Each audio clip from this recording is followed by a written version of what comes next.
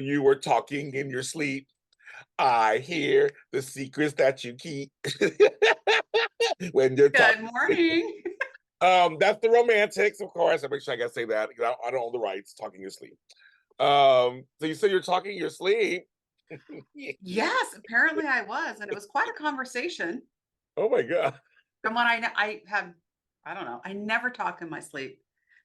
But first thing I come down to get coffee this morning, and Les says, "You were talking in your sleep last night," and I think it was such a big deal because I never do it.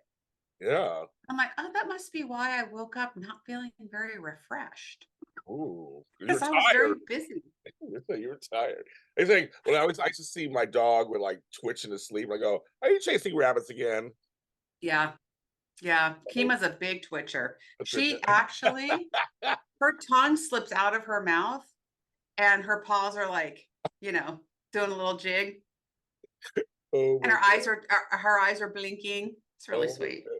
Anyways, let's get back to you because I want to know what. Okay, so yesterday was it a busy day yesterday? Was it a crazy day yesterday? No, No, nothing was busy. It was raining. We were all right? tucked in nice and warm around the television. What did you watch last night? See now she's So laughing. See now she's laughing. So I was like, there you go. we finished True Detective Okay, with Jodie Foster, yes, the right, most current season. right, And that was, that's a kind of an interesting show yes, to end on. yes. But we have been binge watching Fargo. So we completed Fargo, all the seasons that are out. We completed it yesterday. Okay, So you have a bunch of crime. right. So that now that makes sense. Okay, now it's hitting me. Okay, okay. Yeah. So maybe I was solving crime in my sleep. Also, they always say, "What did you have for dinner last night?" Chicken pot pie. Oh, how funny! That's so. I love chicken pot pies. Oh, I love chicken pot pie. That's actually that's a benign food. Okay, so that's nothing crazy. Okay, No. it Mm-mm. was TV. It was TV. It could have been my mimosas from earlier in the day. Oh well, I then don't you know. mentioned drinks. Okay, yes. Okay, then drinks. Sure, that's a little different. Okay, I love my mimosas. They're mine because I possess them. They're that yummy and tasty, because you're getting the kind of the spritzer with the yes, juice and the champagne, and you're getting your vitamin C, right? So you're telling yourself that you're on track for the day. yes, And you're also getting a nice little low key buzz from the yes. champagne. I know So mimosas, bellinis, they're all fun. they're Spritzers, all all fun. fun. Yeah. It's not full on So heavy booze. It's like light booze. no, no, Right. certainly not at 11 o'clock in the morning. Well, you know what's funny? I learned that yesterday in Canada it was Family Day. So Family I did day. a show yesterday, live show, and people were coming in from Canada going, "We just came from brunch with our families." They get a paid day off in Canada to spend time with your family. They pay them for that? Yep. Wow, that sounds like a job. Well, for some of us, I need to be paid sometimes with my family. So yes, I So totally. who's monitoring the payouts? Like, is there like an audit Well, procedure? each job takes care of that. My girlfriend, it's just she gets into the weeds over now. She's like, "Well, who does that?" No, it's I don't know if they're checking people. Are What's the you with your angle? family? Are you with your family? Are What you if with I have your multiple families? family? So you go to Do I breakfast with get paid to spend one, time with all of them? you go to lunch with another, and you go to dinner with another. Um, I have Yeah, no but then you're spending all the way your money that you're getting in to spend time with. You're out spending it all on food. exactly. Well, I guess they don't say you have to eat. You have to eat together. I guess you could just visit. I guess. But I don't, still, where's the you, audit process for that? I know it's I'm hilarious. curious. That's hilarious. Just your job to get it. You know, Canadians are different than we. Happiness is spending time with Papa. Oh, how My cute. granddaughter got this for me. Oh, so sweet. Scarlett, whose birthday's coming up in a few weeks. But my grandson, my second youngest, his birthday's next week as we're recording. Yay. Wow. That's a busy birthday month. Yeah, because I had my sister last week, and then this week it's my cousin Sage, my sister Lauren, my grandson Trenton, and then on the first, my brother-in-law, then my aunt Wow. on the 8th, my granddaughter on the 8th. It's like it's this begins from now until about June. It's like we have a lot of early year birthdays, first half of the year birthdays, especially May. Yeah. Oh my God, May and June have a ton of birthdays. Amazing. I think our busy months are July and November. Okay. And sprinkled in between is everyone else, but like those where they kind of stack up a little bit. Well, when I start counting backwards, 9 months, I understand why some of these months are big. Than that. It's like, yeah, because I have a lot of January. So I'm like, oh, okay, I remember. Oh, that makes sense. Okay, we all did. Okay, got it. Yeah. But yes, my daughter will celebrate her 2-year anniversary married.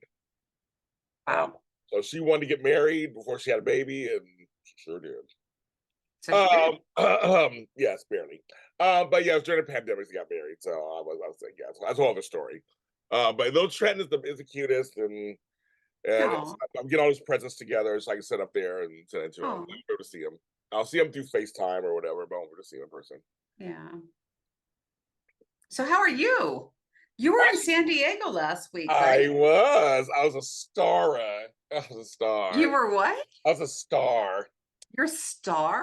I was a star in San Diego. Wow. So Tell me. I spoke at the National Association Mhm. of Productivity Organizers, Chapter San Diego. Wow. They asked me to be keynote speaker. And first of all, it was after the rain washes away the tears. No, that's Nelson, folks. I wish I got to make sure everybody's names. It was after all the rains happened, and so it was beautiful. It was Yeah. beautiful. Oh my God, it was beautiful. I was right by. I was give a shout out to the hotel, the Dana at the Mission Bay in San Diego. I was next to the San Diego Zoo. I was on my outside my Wow. balcony was a man-made lake. And it was like dubomb.com. But we had a problem. Of course, this is my life. We have to have a problem, of course. So the day before, Mhm. Amtrak says, "Oh, we have no service to San Diego anymore from LA. That the mudslides from the rain Right. They washed shut it it all out." down. Yeah. How am I going to? So I called our friend Flubba Boyce. Oh, He drove Flobo. me down. I paid for his gas, bought him breakfast, the whole thing. But he drove me down to San Diego, and he was happy to do it. We had a good time in San Diego for a little bit for my thing, and then go back up. So thank you, Flow Boys, for the ride. But I spoke on my famous self care module. I have a bunch of courses that I put together myself. Thank you very much. Thank you. And one is on self care. And because I'm so smart, I'm gonna give myself credit. Because I'm Of so course. smart, I have it so that you can actually modify it for any industry. So I've taught this class like 7 times now for 7 different industries. I did it for gardeners, I did it for aging, I did it for healthcare workers, I did it for perinatal social workers in Savannah. So I just went with self-care and the super organizer. And so went down there. They took me to lunch to PF Chang's. It was very cute. We had a good time. We went in there. And it was at this Red Cross they had that, and everybody was so nice. And here's the funny part. So I had my hour talk, and then we're like, okay, any questions? Or, any questions? And usually, usually it was like maybe 5, 10, 15 minutes long. That's it. It went on for an hour. So I was very Wow. flattered by that. And they were like, we gotta get out of here. They went the room. It was like 10 o'clock at night with the room. They've been there since like 5. Like, you're so fascinating, James. Like, you have so many different lives. And I what was going on. They want to keep asking me questions. And so that was very validating. And that was my first speaking engagement in public since the pandemic. So it's like I was a little nervous, but it was like they had everything set up for me. I had my little present, my little clicker, and we were doing it. And it was I shared my story, and I always start off with the horrible parts. I always tell me, well, I would tell you a horrible story, and that would give you hope at the end. I would say, and so I show my face paralyzed and the whole thing, and then I go into the whole good stuff. So it was a lot of fun. You get to see another guy in the group. There's one guy in the group. You never get to see them. The guy in the group. Nice. It's mostly women. And I made a lot of friends, and they're all following me. I'm getting all this feedback, so it was just validating to go back out there. Talk about something that's actually really important for everybody, and Yeah. that they find value in my. We all seem to find value in what I have to say. So I thought it was really wonderful. Nice. Then I took the extra day off. I was like, I don't want to go back to LA. I said, screw LA. And I took her to a hotel. I'm like, can I get a room? I'm gonna get a discount, but I'm part of, so folks, I'm part of hotels.com, which is now, I guess, part of Expedia. And because I'm a member, I got a VIP rate, some money off, and I had some cash inside my account apparently from where I stay. So literally my beautiful room with a balcony and views of like everything was like $100 and something. Nice. So I stayed. Yeah. I stayed extra day, and it was. So what did you do with your free time I that you slept. bought yourself? Free time that you bought yourself. Yeah, I Sorry. slept. Hold on, Just came to me, James. I'm blurting this morning. Sorry. you're It's learning. the no sleep. I slept, but I'm wackadoodle today. I love it. I love it. It's Tuesday. It's after President's Day. It's crazy. No, but yeah, I ended up sleeping most of the day. Oh, wow. Self-care. It was. It was. I'm watching now. I'm hooked on Will Trent, my new series with a Okay. little dog. It's so cute. So I'm hooked on. So I would watch an episode, fall asleep. Watch an episode, fall asleep. Watch an episode, fall. An 8.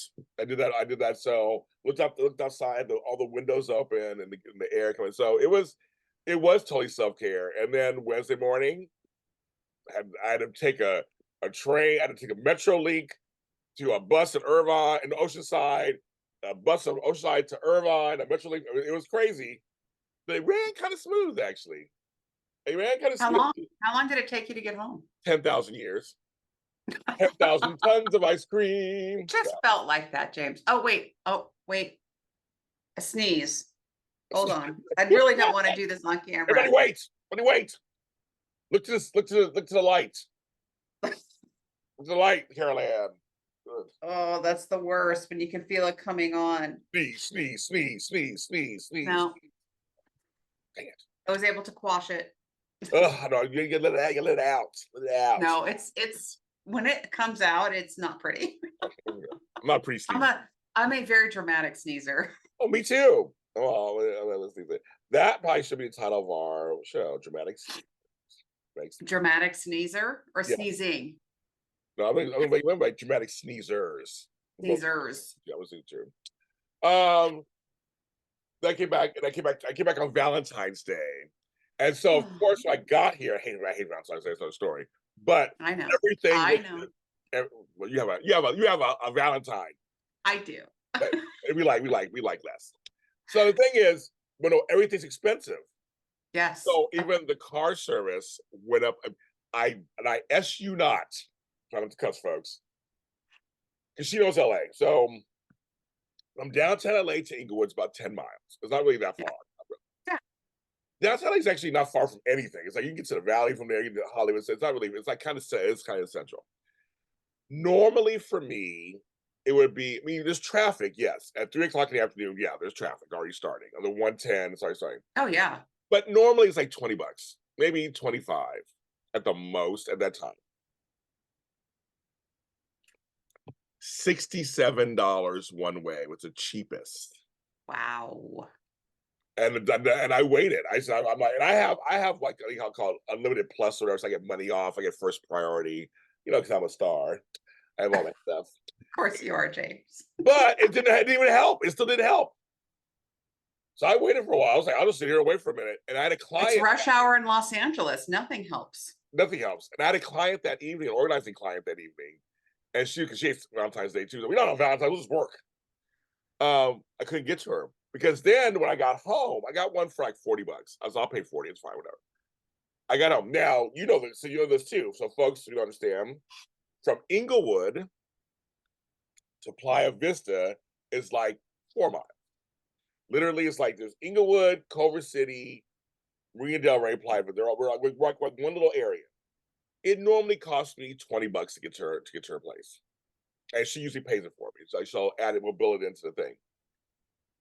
On Valentine's Day at 4:30 p.m., yeah, it was $96 one way. Yeah. Nah, we're like, nah. And then I realized later, I go, and it'll get worse later because it'll actually be the evening. Oh, sure. Everybody's Yeah. out. And Marina Del Rey's great. There's some great places to eat over there too. So I'm like, yeah, we scheduled for the next, and it was like $20. So yeah, Yeah. that's right. But I was like, I come back on Valentine's Day, and I've got everything's expensive on that day.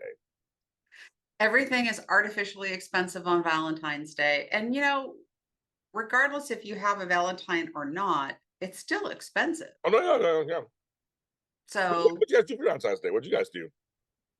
well, we made a steak dinner. We stayed home. My mom's still in town. Okay, yeah. So, her birthday is the 9th. So we went out for like a really nice meal Oh, on the 9th to celebrate my mom. And so we stayed in on Valentine's Day and we cooked bone and ribeye and baked yummy, potato yummy. and had a lovely bottle of wine. And then I probably think we crashed around the TV and fell asleep early. That's how it is. There you go, kids. There you That's go. how it is. I mean, it's a work day after all. It is. It is. That's so funny. You guys look at each other cards or anything? No. No, we After all really these don't. years. We're not big card givers in that sense. I think we do cards on birthdays, but I got flowers and my mom got flowers this year because she was in the house Oh, too. So Les brought her some beautiful white roses. It's very very sweet. nice. Oh, wow. Okay, yeah, very sweet. Yeah, very sweet. So yeah, no, and they're still downstairs dying a slow, sad death. Yes, they don't last very long. Roses don't last. They They don't. last And I long do in the use the garden. food. I use the food because it does, I think, extend the life of the Yeah, it flowers does. when No, you it use does. I use it all the time too. It does.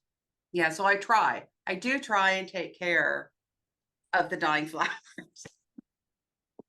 until they just start smelling and you're like, no, that just looks gross. So you don't dry them and save them, all that kind of stuff. Some people do. I don't do it. I don't do that. No, the only roses that I dried were from my wedding, That makes sense. Okay, that makes sense. Yeah. and they're actually sitting on my dresser, laying on my dresser, around my perfume bottles. And I think I saved a rose from my dad's funeral. Oh, okay. So it has to be pretty significant for me to do that. I'm not that sentimental when it comes to material things. So, I live in like more of the spirit of everything as opposed to I need something to remind me or take me there. You are an Yeah. organizer's dream. You're As we wish well, everybody felt that way. yes. Well, you would still come here and be like, okay, girl. Yeah, yeah, yeah, yeah. And I would probably be, but no, no, no, that's Les's space. This is my space. That's Les's. Les needs the It is. help. Yeah, yeah, yeah, yeah, yeah, yeah. I know people don't realize. I mean, I don't get into the weeds of organizing, but I know that there's actually the myth is always that women are always the packers. Men have a lot of stuff too. Actually, that's what's Oh so funny. yeah. We do. We can. Oh yeah. We don't even think about it. We just have stuff. Certain things we just keep.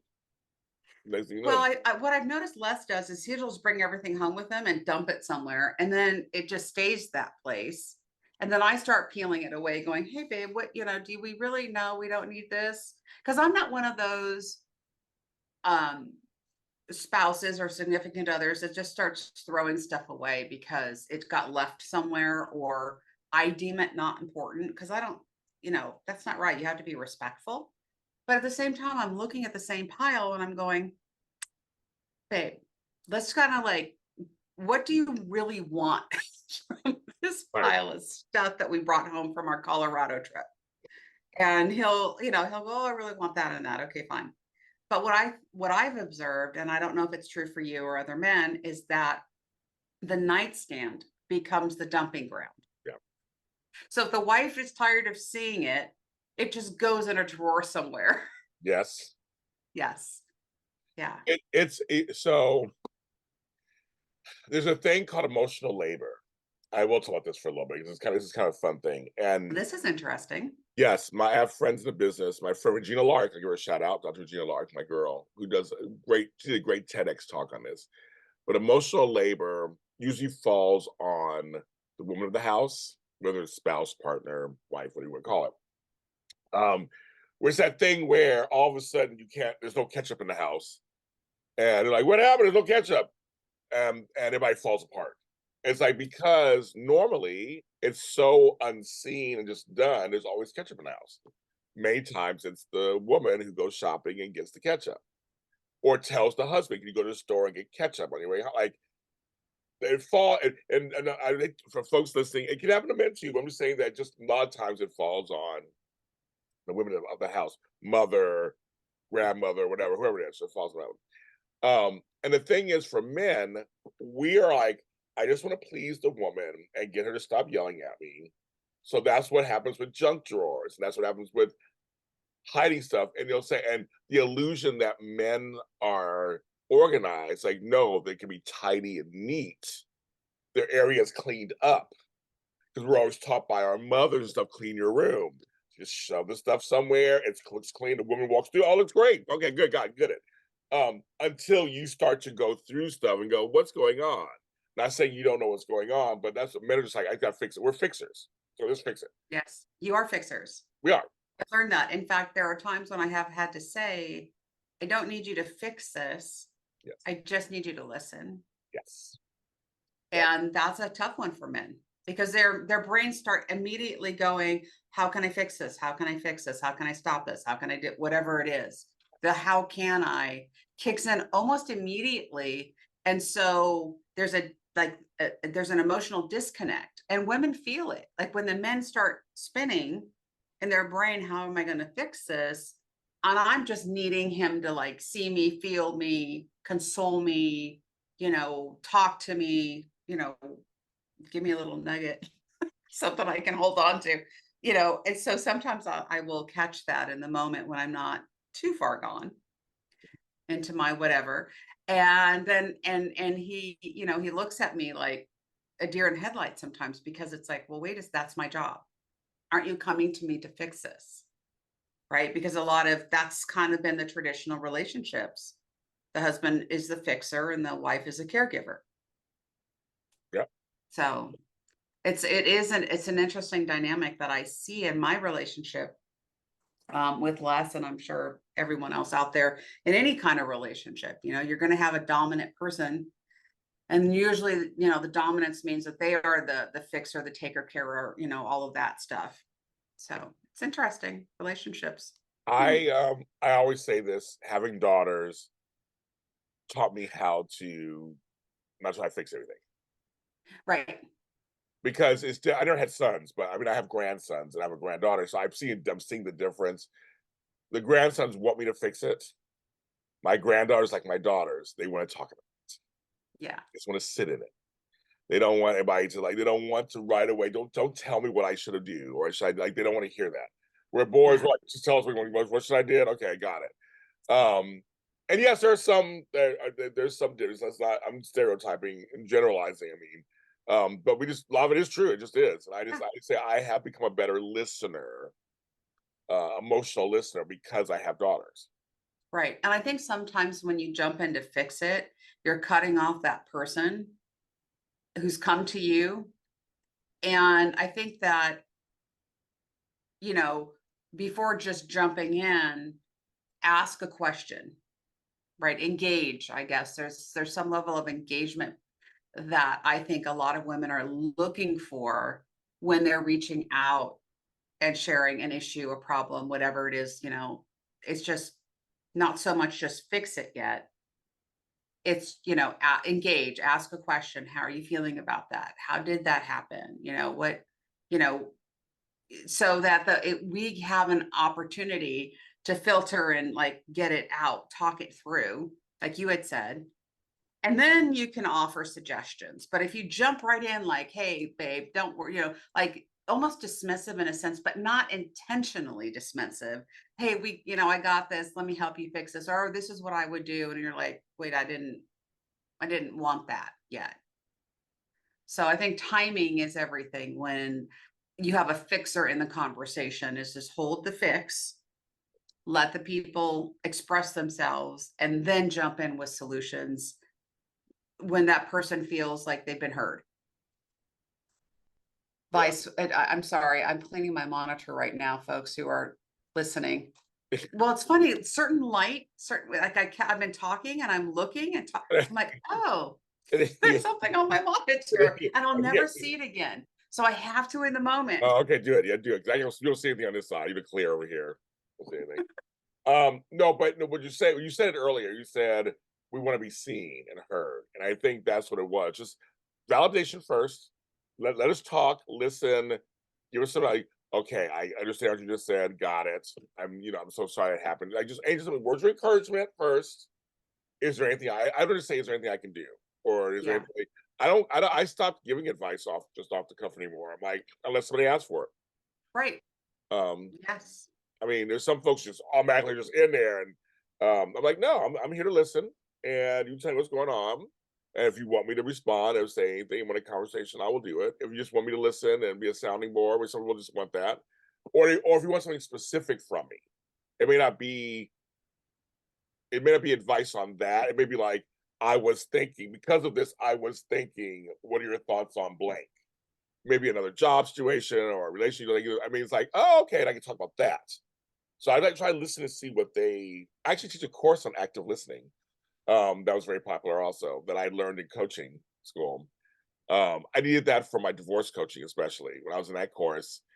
You have Oh, to I bet. really because you have usually two people, lots of anger, lots of resentment, lots of whatever. You have to like hear what they're saying. Yes. I do a lot of validation on both sides. Yes, I understand so much. Yes, I understand so much. Oh my god, I totally get it. I mean, it's just what a dick. Oh my god, he's just oh like crazy, is he crazy, is he crazy? Yeah. So yeah, you have to learn how to listen to both sides. So I have learned that. It's very crazy. But yeah, Yeah. having daughters totally and a granddaughter has totally changed my perspective. Where they just want to cuddle, they just want you to listen, they want to cry on you. It's okay to cry. Boys, we can't cry. So that's what we're told. In quotes. I say it in quotes for listeners. I'm saying it in quotes. We can cry. I cry all the time. But I'm just saying that's what we're taught. So, but with Yeah. girls, it's like that's what he wants. I just like just to cry on you and Yeah. just say, this happened and Oh, I'm yeah. upset. Yeah. And sometimes just the cuddle, just the conversation is really enough, Yeah.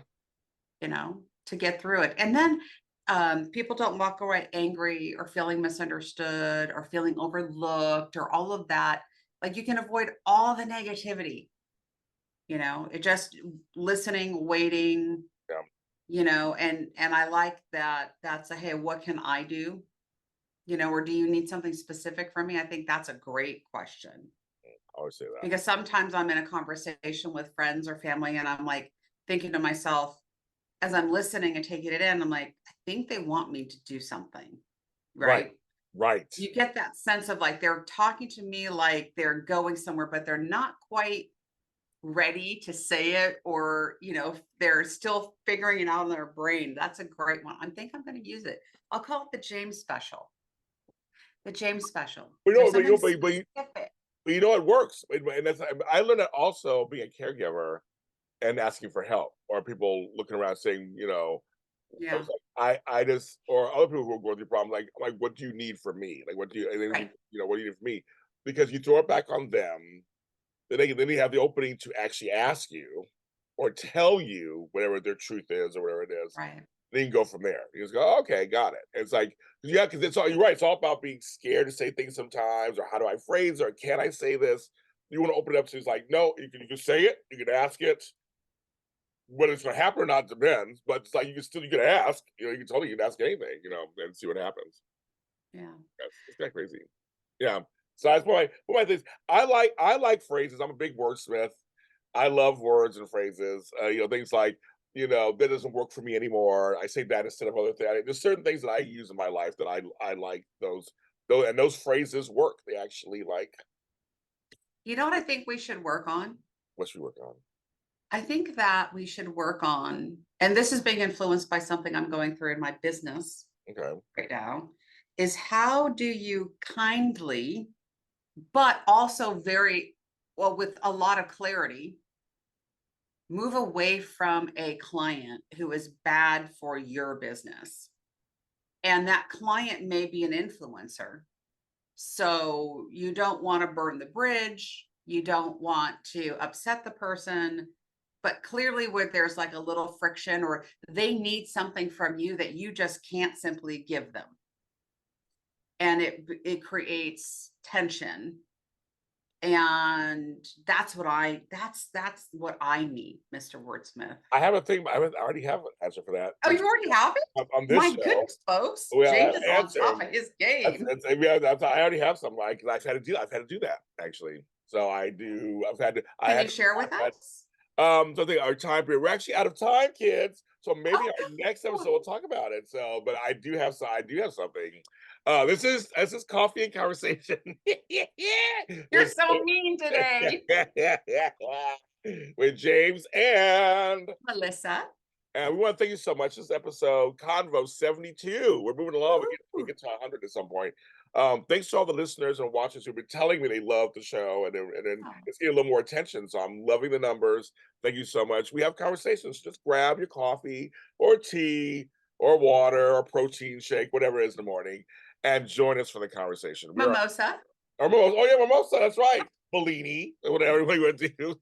I don't wonder we should do one where we should do one where we do during the week all the time. Maybe we should do one where we should record one once on a weekend morning and have We mimosa should with mimosa. and invite a couple of guests. Maybe we all drink together. Oh, that would be fun. So we may do a special. One day we may do a special where it's recorded on a weekend Yeah, day. I'm down. I'm down for that too. I'm drinking and talking. I'm down. But we can find us on all social media platforms and streaming services and YouTube at JLJ Media. Bye.